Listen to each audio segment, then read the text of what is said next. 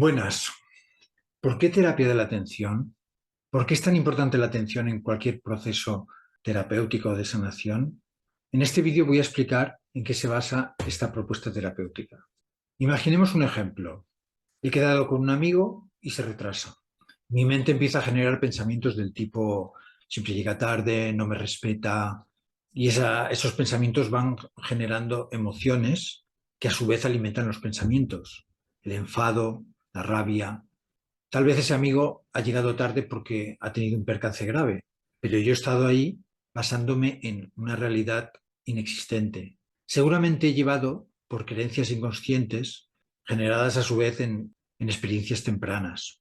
Pero bueno, no es el momento de entrar en esto, sino de observar ese bucle de pensamiento-emoción. No podemos luchar contra las emociones ni contra los pensamientos. Es algo que funciona en automático, pero sí que podemos observarlo.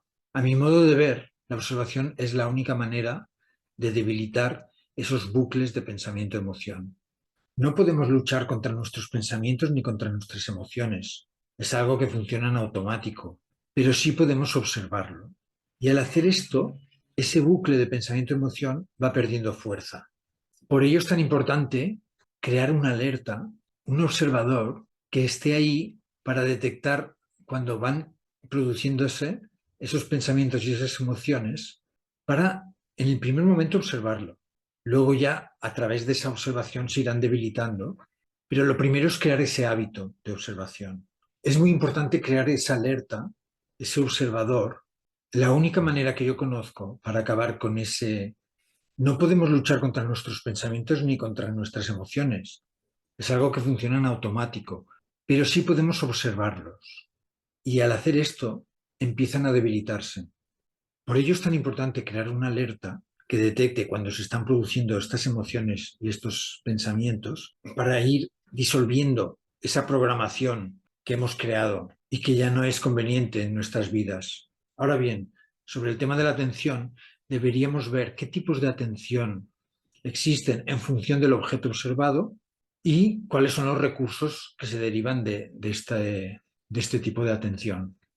En neurociencia, la atención es la primera función indispensable para cualquier otra. O sea, si no tenemos un mínimo de atención, no podemos hacer nada.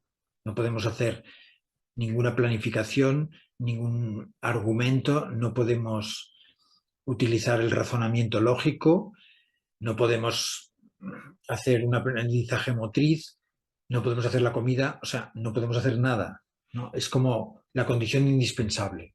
Una vez asegurada esa atención mínima y necesaria, podemos ver también hacia dónde puedes dirigirse esa atención y ver los diferentes tipos. Para mí la gran diferenciación es entre interna y externa. Y aquí me baso en el Vedanta Advaita, que considera, se vuelca en el pensamiento, observar los pensamientos y los vacíos que se abren entre ellos. Para mí esta es la forma esencial de disolver esos bucles de los que antes he hablado.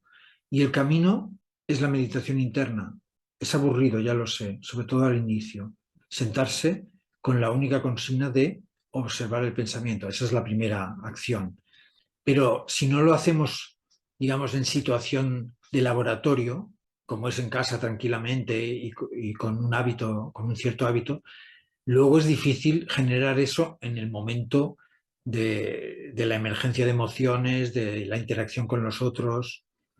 Eso no quiere decir que todo el mundo tenga que meditar, ni mucho menos. También se puede llegar ahí, supongo que por otros métodos. Pero este es el que yo conozco y por eso lo comparto. Otra forma de dirigir la atención es hacia la emoción, hacia las sensaciones también. Entonces, observar nuestras emociones nos facilita detectar esos estados emocionales emergentes que de hecho van primero. O sea, el circuito de la emoción es mucho más rápido que el circuito del pensamiento. Una emoción se manifiesta primero en el cuerpo. Entonces, si tenemos esa alerta, ya podemos ir viendo, aunque hay que ver el papel del pensamiento. El pensamiento es quien sostiene la emoción. Si tuviéramos una emoción y pasa la situación y se va, ningún problema. El problema es que los humanos sostenemos algo en el tiempo y ahí viene todos los trastornos, ¿no? En este caso, hablaríamos de meditación externa. me fijo en lo que estoy sintiendo, me fijo en mi respiración, me fijo en el punto jara, que hay muchas prácticas actualmente que se basan en este tipo de atención. Diferenciar la sensación y la emoción. Las sensaciones, que muchas veces están solapadas con las emociones, puede ser sentir la energía del cuerpo, sentir la temperatura, el tono, toda la información que pueda venir del interior del cuerpo, le llamaríamos interoceptiva a esta sensibilidad, propioceptiva cuando se trata de conocer la postura, saber cómo está mi cuerpo, que también es fundamental en un proceso terapéutico cuando el cuerpo tiene algo que arreglar, por decirlo así. No todo el mundo también tiene que hacer este proceso basado en la postura y en el tono. Y exterioceptiva cuando ese objeto es exterior. Le llamaríamos a esto meditación dinámica, ¿no? Estoy haciendo un deporte, estoy corriendo, estoy haciendo la comida o haciendo el amor. Da lo mismo. Es mi atención volcada fuera. Hasta aquí la observación puede ser pura, sin juicio, sin argumentos, sin nada más que buscar esa observación y si algo me distrae, vuelvo a ella. Pero hay otro tipo de observación que entonces ya se mezcla con el pensamiento, cuyo objeto es la experiencia pasada, la experiencia presente, como estoy ahora, qué me pasó cuando tenía tantos años. Y aquí hay dos posibilidades, o bien la indagación sobre el origen del trastorno, la detección de creencias, todo ello a través del diálogo terapéutico. Y es uno de los recursos primordiales de la terapia, el diálogo. Pero además también hay otro tipo de atención-pensamiento, que siento que en la presentación se ha comido una línea, que se basa en el pensamiento simbólico.